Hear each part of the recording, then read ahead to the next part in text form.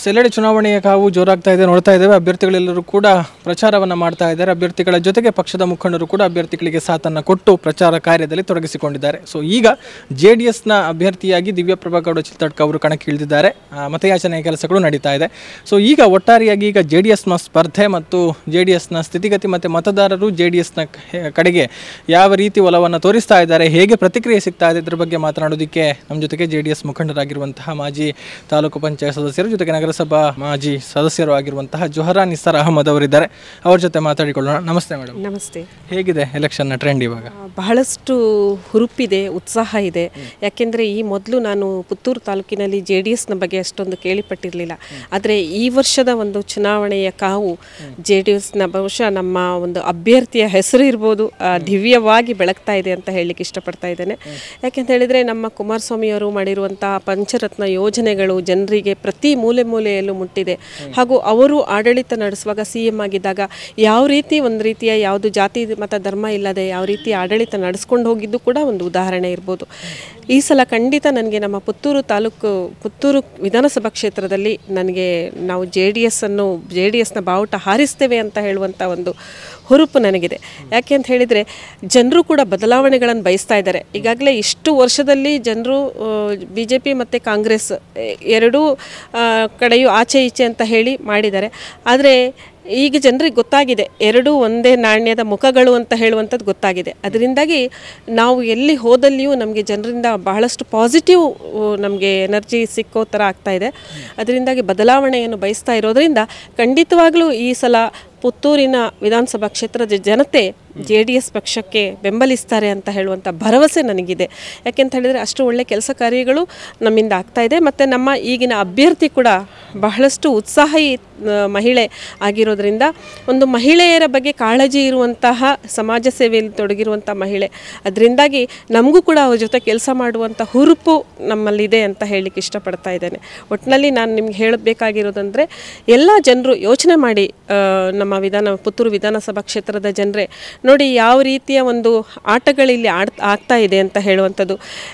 ಕಾಂಗ್ರೆಸ್ನಲ್ಲಿ ಜನ ಇದ್ರೂ ಎಲ್ಲಿಂದಲೋ ಬಂದ ಜನರನ್ನು ಕರ್ಕೊಂಡು ಬಂದು ನಾವು ಅವರನ್ನು ಕಷ್ಟಪಟ್ಟು ಗೆಲ್ಲಿಸಿಕೊಡೋದು. ಉದಾಹರಣೆಗೆ ಕಳೆದ ಅವಧಿಯ ನಮ್ಮ ಮಾಜಿ ಶಾಸಕಿಯ ಬಗ್ಗೆ ನಾನು ಹೇಳಲಿಕ್ಕೆ ಇಷ್ಟಪಡ್ತಾ ಇದ್ದೇನೆ. ನಾವು ಬಹಳಷ್ಟು ಶ್ರಮಿಸಿ ಅವರನ್ನು ಗೆಲ್ಲಿಸಿಕೊಟ್ಟಿದ್ದೀವಿ ಸ್ವಾಭಿಮಾನದಿಂದ ಕರೆಸಿ. ಆದರೆ ಅವರು ನಮ್ಮನ್ನು ಏನು ಮಾಡಿದರು ಅನ್ನುವಂಥದ್ದು ಕ್ವಶನ್ ಮಾರ್ಕ್ ಆಗಿ ನಾನು ನಿಮ್ಮ ಹತ್ರ ಕೇಳ್ತಾ ಇದ್ದೇನೆ. ಹಾಗೆ ಆ ನಂತರ ಈಗಿನ ಅಶೋಕ್ ಕುಮಾರ್ ರೈ ಅವರ ಬಗ್ಗೆ ನಾನು ಹೇಳಬೇಕಾದ್ರೆ ನಾನು ಹೇಳಬೇಕಾಗಿಲ್ಲ, ನಿಮಗೆ ಗೊತ್ತಿದೆ. ಯಾಕೆ ಅಂತ ಹೇಳಿದರೆ ನಮ್ಮಲ್ಲಿ ಹಾಗೆ ಕಾಂಗ್ರೆಸ್ನಲ್ಲಿ ಜನ ಇಲ್ವಾ ಅಂತ ಹೇಳುವಂಥದ್ದು ಪ್ರಶ್ನೆ ಆಗಿದೆ. ನಾವು ಕಾರ್ಯಕರ್ತರಾಗಿ ದುಡಿಬೇಕು ಅನ್ನುವಂಥದ್ದು ಇದಾಗಿದೆ. ಅದರ ಜೊತೆಗೆ ಒಂದು ಮಹಿಳೆಗೆ ಈ ರಾಜ್ಯದಲ್ಲಿ ಈ ಸಲ ಅವಕಾಶ ಕೊಡಲಿಲ್ಲ. ಅದರಿಂದಾಗಿ BJPಯಲ್ಲೂ ಕೂಡ ಒಳ ರಾಜಕೀಯ, ಅದು ಕಾಂಗ್ರೆಸ್ ಮತ್ತು BJP ಇಬ್ಬರೂ ಸೇರಿಕೊಂಡು ಈ ರೀತಿಯ ನಾಟಕ ಆಡಿ ಜನರನ್ನು ಮೋಸ ಮಾಡಲಿಕ್ಕೆ ನೋಡ್ತಾ ಇದ್ದಾರೆ. ದಯವಿಟ್ಟು ಪ್ರತಿಯೊಬ್ಬ ಜನರು ಎಚ್ಚೆತ್ತುಕೊಳ್ಳಿ, ಯೋಚನೆ ಮಾಡಿ, ತಮ್ಮ ಮತಗಳನ್ನು ಮಾರ್ಕೊಳ್ಬೇಡಿ. ಯಾಕೆಂತ ಹೇಳಿದರೆ 5 ವರ್ಷ ನಾವು ಒಬ್ಬರು ಕೆಳಗಡೆ ಇರಬೇಕಾಗಿರುವಂಥದ್ದು, ನಮ್ಮ ಕೆಲಸಗಳನ್ನು ಮಾಡಿಸ್ಕೊಳ್ಬೇಕಾಗಿರುವಂಥದ್ದು ಇರೋದರಿಂದ ಒಬ್ಬ ನಿಷ್ಠಾವಂತರಿಗೆ ಮತ ಹಾಕಿ ಆ ನಿಷ್ಠಾವಂತರಲ್ಲಿ ನಮ್ಮ JDS ಪಕ್ಷದ ಅಭ್ಯರ್ಥಿ ದಿವ್ಯಪ್ರಭಾ ಗೌಡ ಇದ್ದಾರೆ ಅಂತ ಹೇಳುವಂಥದ್ದನ್ನು ನಾನು ಹೆಮ್ಮೆಯಿಂದ ಹೇಳ್ಕೊಳ್ತೇನೆ. BJP ಕಾಂಗ್ರೆಸ್ಗೆ ಕಂಪೇರ್ ಮಾಡಿದರೆ JDSನ ಬಲ ಇಲ್ಲಿ ಕಮ್ಮಿ ಅನ್ನುವಂಥ ಲೆಕ್ಕಾಚಾರಗಳು.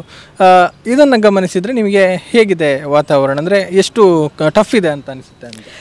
ನನಗೆ ಈ ಹಿಂದೆ ಎಲ್ಲ ನಾನು ಅನೇಕ ಚುನಾವಣೆಗಳನ್ನು ಎದುರಿಸಿದ್ದೇನೆ. ನಾನು ತಾಲೂಕ್ ಪಂಚಾಯತ್ ಎದುರಿಸಿದ್ದೇನೆ, ಜಿಲ್ಲಾ ಪಂಚಾಯತ್ ಮತ್ತು ಗ್ರಾಮ ಪಂಚಾಯತ್ ಎಲ್ಲ ನೋಡಿದ್ದೇನೆ. ಆದರೆ ಈ ಸಲ ನಮಗೆ ಬಹಳಷ್ಟು ಬದಲಾವಣೆಗಳಿದೆ ಅನ್ನುವಂಥ ನಿರೀಕ್ಷೆ ಇದೆ. ಯಾಕೆಂತ ಹೇಳಿದರೆ ನಾವೊಂದು ಪ್ರತಿ ಕಡೆ ಹೋದಾಗ ಜನರಲ್ಲಿ ಮಾತಾಡಿದಾಗ ಜನರ ಭಾವನೆಗಳು ಅವರು ಕೂಡ ಕೆಲವರು ಮುಂದೆ ಬಂದು ಹೇಳೋದಕ್ಕೆ ಇಷ್ಟಪಡೋದಿಲ್ಲ. ಆದರೆ ಅವರ ಒಳ ಮನಸ್ಸಿನಿಂದ ನಮ್ಮಲ್ಲಿ ವೈಯಕ್ತಿಕವಾಗಿ ಮಾತಾಡುವಾಗ ಹೇಳಲಿಕ್ಕೆ ಇಷ್ಟಪಡ್ತಾರೆ. ಖಂಡಿತವಾಗ್ಲೂ ನಮಗೊಂದು ಬದಲಾವಣೆ ಬೇಕು, ನೀವು ಬರಬೇಕು. ಮತ್ತೊಂದು ಸಲ ಹೇಳ್ತಾರೆ ನೀವು ತುಂಬ ಲೇಟ್ ಆಯಿತು ಅಂತ ಹೇಳಿ. ಅದು ನಮಗೆಲ್ಲರಿಗೂ ಗೊತ್ತಿರುವಂಥ ವಿಷಯ. ಕೊನೆ ಕ್ಷಣದಲ್ಲಿ ನಮ್ಮ ಮೇಡಮ್ ಅವರಿಗೆ ಟಿಕೆಟ್ ಕೊಡೋದನ್ನು ನಿಮಗೆ ಅಂತ ಹೇಳಿ ಕಾಂಗ್ರೆಸ್ ಅವರನ್ನು ಹೇಳಿ ಅವರಿಂದ ಬೇಕಾದಷ್ಟು ಕೆಲಸಗಳನ್ನು ಮಾಡಿಸಿ ಕೊನೆಗೆ ಅವರನ್ನು ಗುರ್ತ ಇಲ್ಲದಿರುವಾಗೆ ಮಾಡಿದರು. ಅದು ಜನರಿಗೆ ಗೊತ್ತಾಗಬೇಕು. ಯಾಕೆಂತ ಹೇಳಿದರೆ ನಮ್ಗೆ ಹೊರಗಡೆಯಿಂದ ಬಂದವರಿಗೆ ನಾವು ಅವಕಾಶ ಕೊಡ್ತಾ ಇದ್ದೀವಿ. BJPಯಲ್ಲಿ ಕೂಡ ಹಾಗೆ ಒಬ್ಬ ನಿಷ್ಠಾವಂತ ಶಾಸಕ, ಯಾರಲ್ಲಿ ವೈಯಕ್ತಿಕ ಸಮಸ್ಯೆಗಳು ಇರೋದಿಲ್ಲ ಹೇಳಿ? ಸಂಜೀವ ಮಠಂದೂರು ಯಾಕೆ ಕೆಲಸ ಮಾಡಲಿಲ್ಲ? ಅವರಿನ ಪಕ್ಷದಿಂದ ತೆಗೆದು ಹೊರಗಡೆ ಹಾಕಬೇಕು ಅನ್ನೋಂಥ ಒಂದು ಉದ್ದೇಶದಿಂದ 3 ವರ್ಷದಿಂದ ಈ ವಿಷಯಗಳನ್ನು ಕೇಳ್ಪಡ್ತಾ ಇದೆ. ಅದನ್ನು ಈಗ ಬಹಿರಂಗಗೊಳಿಸಿದರು. ಅಂದರೆ ಒಬ್ಬ ನಿಷ್ಠಾವಂತರು ಪಕ್ಷಕ್ಕೆ ಬೇಕಾಗಿಲ್ಲ, ಇವರಿಗೆ ಮಣೆ ಹಿಡಿಯೋರು ಬಕೆಟ್ ಹಿಡಿಯೋರು ಬೇಕಾಗಿದೆ. ಅದರಿಂದಾಗಿ ಈ ಸಲ ಇರುವಂಥ ಕಾಂಗ್ರೆಸ್ ಮತ್ತು JDSನಲ್ಲಿ ಇರುವಂಥ 2 ಅಭ್ಯರ್ಥಿಗಳು, ನಾನು ಆಶಕ್ಕನ ಬಗ್ಗೆ ಹೇಳೋದಿಲ್ಲ, ಅವರೊಬ್ಬ ಮಹಿಳೆ, ನಿಜವಾಗ್ಲೂ ಒಳ್ಳೆ ಕೆಲಸಗಳನ್ನು ಮಾಡಿದವರು. ಆದರೆ ಅವ್ರಿಗೀಗ ಆಗೋದಿಲ್ಲ. ಅವರು ಅವಕಾಶ ಕೇಳಿದ್ದಿದ್ರೆ ಖಂಡಿತವಾಗಲೂ ಇವ್ರು ಕೊಡ್ತಾ ಇರಲಿಲ್ಲ. ಅವರು ಅವಕಾಶ ಕೇಳದೇ ಇರೋದ್ರಿಂದ ಇವತ್ತು ಹೋಗಿ ಅವ್ರ ಮನೆಗೆ ಹೋಗಿ ನೀವೇ ನಮ್ಮ ಅಭ್ಯರ್ಥಿ ಅಂತ ಹೇಳಿ ಅವಕಾಶ ಕೊಟ್ಟಿದ್ದಾರೆ. ಹಾಗೆ ಕಾಂಗ್ರೆಸ್ನ ಹಣೆ ಬರ ಗೊತ್ತಿದೆ. ಕಾಂಗ್ರೆಸ್ನಲ್ಲಿರೋರು ದುಡಿಯೋದು ಮಾತ್ರ, ಇಲ್ಲಿ ಕುಣಿಯೋದು ಅವರಾಗಿದ್ದಾರೆ. ಅದರಿಂದಾಗಿ ಜನರಿಂದ ತುಂಬ ಬದಲಾವಣೆಗಳ ನಿರೀಕ್ಷೆ ಮಾಡ್ತಾ ಇರೋದ್ರಿಂದ ನಮಗೆ ಬಹಳಷ್ಟು ಹೋಪ್ಸ್ ಇದೆ. ಮತ್ತು ಎಲ್ಲಿ ಹೋದರೂ ನಮಗೊಂದು ಪಾಸಿಟಿವ್ ಮಾತುಗಳು ಕೇಳಿ ಬರ್ತಾ ಇದೆ. ಅದು ನಮಗೊಂದು ಖುಷಿ ಆಗ್ತಾ ಇದೆ.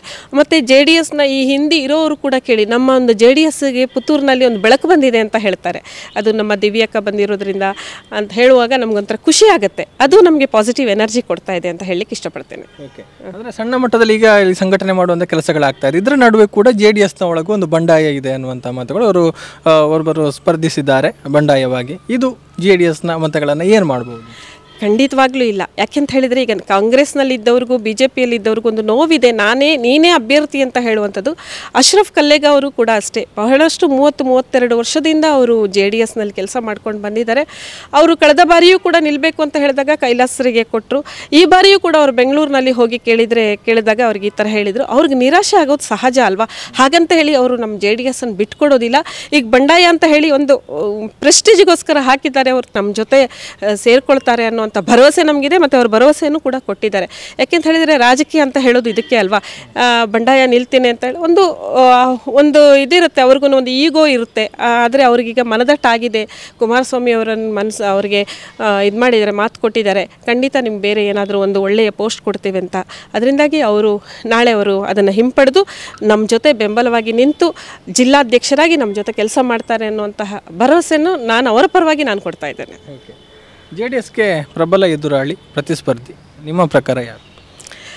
JDSಗೆ ಪ್ರಬಲ ಎದುರಾಳಿ ಪ್ರತಿಸ್ಪರ್ಧಿ ಅಂತ ಇಲ್ಲ. ಅದರಲ್ಲಿ ಈಗ ಎಲ್ಲ ಪಕ್ಷದಲ್ಲಿರೋ ಹಾಗೆ ನಮಗೆ ನಾವೇ ಅಂತ ಹೇಳ್ಕೊಳ್ಬೋದು. ಆದರೆ ಇಲ್ಲಿ ಪುತ್ತೂರಿನಲ್ಲಿ JDS ಆ ಥರ ಅಷ್ಟೊಂದು ಬಲ ಇರಲಿಲ್ಲ. ಮೊದಲು ನಿಡ್ವಣ್ಣಯ್ಯರೆಲ್ಲ ಇದ್ದಾಗ ಭಾಳ ಸ್ಟ್ರಾಂಗ್ ಇತ್ತು. ಬಹುಶಃ ನಾವು ಅಂಥ ಒಳ್ಳೆ ಉತ್ತಮ ನಾಯಕರನ್ನೆಲ್ಲ ಕಳ್ಕೊಂಡಿರೋದ್ರಿಂದ ಈಗಿನ ಒಂದು ಜನ್ರೇಷನ್ ಅದನ್ನು ಒಂದು ಬೆಳೆಸಬೇಕು ಅಂತ ಅನ್ನಿಸ್ಲಿಲ್ಲ. ಅದರಲ್ಲಿ ಅಂದರೆ ಒಂದು ಕೆಲವರಿಗೆ ಮನಸ್ಸಿದೆ, ಈ JDS ಅಂತ ಹೇಳೋದು ಘಟ್ಟದ ಮೇಲೆ ಮಾತ್ರ ಭಾಳ ಸ್ಟ್ರಾಂಗ್ ಇದೆ. 100%. ನಾನು ಇವಾಗ ಆ ಕಡೆ ಹೋದ್ಮೇಲೆ JDS ಸೇರೋದ್ರಿಂದ. ಆದರೆ ನಮ್ಗೆ ದಕ್ಷಿಣ ಕನ್ನಡ ಜಿಲ್ಲೆನ ಅದನ್ನು ಬಲಗೊಳಿಸಬೇಕು ಅನ್ನೋದಕ್ಕೆ ನಮಗೆ ನಿರ್ದೇಶನ ಅಂತ ಹೇಳಿದರೆ ನಮ್ಮ ದಿವ್ಯಪ್ರಭಾ ಚಿಲ್ತಡ್ಕ, ನಮ್ಮ ಮೊಯ್ದೀನ್ ಬಾವ ಅವರು ನಮ್ಮ ಜೊತೆ ಬಂದಿದ್ದಾರೆ. ಬಹಳಷ್ಟು ಜನ ಈಗಿನ ಅಭ್ಯರ್ಥಿ ಕಾಂಗ್ರೆಸ್ ಮತ್ತು BJP ಅಭ್ಯರ್ಥಿಗಳ ಮೇಲೆ ಭಾಳ ಅಸಮಾಧಾನಗೊಂಡು ನಮ್ಮ ಜೊತೆ ಇರ್ತಾರೆ ಅಂತ ಹೇಳುವಂಥದ್ದು ಆಗಿರೋದ್ರಿಂದ ನಮ್ಮಲ್ಲಿ ಯಾರೂ ವಿರೋಧಿ ಅಂತ ಇಲ್ಲ ಅಂತ ನನಗೆ ಅನ್ನಿಸ್ತಾ ಇದೆ. ಸೊ ಈಗ ಮತಯಾಚನೆ ಕೆಲಸಗಳು ನಡೀತಾ ಇದೆ, ಪ್ರಚಾರದ ಕೆಲಸಗಳಾಗ್ತದೆ, ಹೇಗಾಗ್ತದೆ ಇದರ ಬಗ್ಗೆ ಒಂದೆರಡು ಮಾತು? ಭಾಳ ಖುಷಿ ಆಗ್ತಾ ಇದೆ, ಭಾಳ ಒಂದು ಹೆಮ್ಮೆ ಆಗ್ತಾ ಇದೆ. ಯಾಕೆಂದರೆ ನಮ್ಮನ್ನು ಜನ ತುಂಬ ಚೆನ್ನಾಗಿ ರೆಕಗ್ನೈಸ್ ಮಾಡ್ತಾರೆ, ತುಂಬ ರೆಸ್ಪೆಕ್ಟ್ ಕೊಡ್ತಾರೆ. ದಿವ್ಯಕ್ಕ ಬಂದಿದ್ದಾರೆ ಅಂತ ಹೇಳಿ ನಾನು ಅವ್ರ ಪರಿಚಯ ಮಾಡುವಾಗಲೂ ಅಥವಾ ಅವರು ನನ್ನ ಪರಿಚಯ ಮಾಡುವಾಗಲೂ ಭಾಳ ಜನ ಭಾಳ ಪಾಸಿಟಿವ್ ಆಗಿ ನಮಗೆ ಖುಷಿ ಆಗ್ತಾಯಿದೆ. ಅವ್ರು ಕೊಡುವಂಥ ಮಾತುಗಳು, ಅವ್ರು ಕೊಡುವಂಥ ಭರವಸೆಗಳು ನಮಗೆ ಇನ್ನೂ ಹೆಚ್ಚಿನ ಕೆಲಸ ಮಾಡಬೇಕು ಅನ್ನುವಂಥ ಹೇಳಿ ಒಂದು ಎನರ್ಜಿ ಸಿಗ್ತಾ ಇದೆ. ಅದರಿಂದಾಗಿ ಭಾಳ ಪುತ್ತೂರಿನಲ್ಲಿ ದಿವ್ಯ ಹೊಸಬ್ರಲ್ಲ ಆಗಿರೋದ್ರಿಂದ ಪ್ರತಿಯೊಬ್ಬರಿಗೂ ದಿವ್ಯ ಯಾರು ಅಂತ ಹೇಳಿ ಗೊತ್ತಿದೆ. ಆಗ ಕಾಂಗ್ರೆಸ್ನ ದಿವ್ಯ ಆಗಿದ್ದರು, ಈಗ JDSನ ದಿವ್ಯ ಆಗಿದ್ದಾರೆ ಮತ್ತು ಅಭ್ಯರ್ಥಿ ಆಗಿದ್ದಾರೆ. ಮತ್ತು ತುಂಬ ಜನ ನಮಗೆ ಒಳ್ಳೆಯ ಒಂದು ಮಾರ್ಗದರ್ಶಕರು ಹೇಳಿದ್ದಾರೆ, ನೀವು ಒಳ್ಳೆ ಡಿಸಿಷನ್ ತೊಗೊಂಡಿದ್ದೀರಾ ಅಂತ ಹೇಳುವಂಥದ್ದು. ಅದು ನಮ್ಗೆ ಬಹಳಷ್ಟು ನಮ್ಮ ಬೆನ್ನನ್ನೇ ನಾವು ತಟ್ಕೊಳ್ಬೇಕು ಅಂತ ಹೇಳುವಂಥ ಖುಷಿ ಆಗ್ತಾ ಇದೆ. ಖಂಡಿತ ನಾವು ಇದರಲ್ಲಿ ಪುತ್ತೂರು ವಿಧಾನಸಭಾ ಕ್ಷೇತ್ರದಲ್ಲಿ ಒಂದು ಮನೆ ಮಾತಾಗ್ತೀವಿ ಅಂತ ಹೇಳೋದಕ್ಕೆ ನಾನು ಇಷ್ಟಪಡ್ತಾ ಇದ್ದೇನೆ. ಥ್ಯಾಂಕ್ ಯು ಮೇಡಮ್, ಮಾತಿಗೆ ಸಿಕ್ಕಿದ್ದಕ್ಕಾಗಿ.